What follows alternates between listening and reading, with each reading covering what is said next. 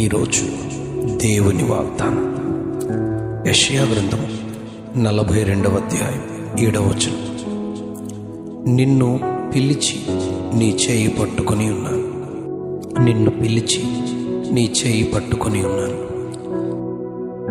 గ్రుడ్డివారి కన్నులు తెరచుటకును, బంధింపబడిన వారిని చెరసాలలో నుండి వెలుపలికి తెచ్చుటకును, చీకటిలో నివసించు వారిని బందీగృహములో నుండి వెలుపలికి తెచ్చుటకును యెహోవానగు నేనే నీతి విషయంలో నిన్ను పిలిచి నీ చేయి పట్టుకుని ఉన్నాను.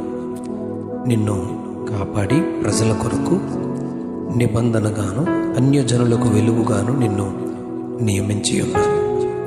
ప్రవక్త అయిన యెషయా ఈ ప్రవచనమును 650 సంవత్సరముల తరువాత జరగబోయే సంభవాన్ని ముందుగానే ప్రవచించారు.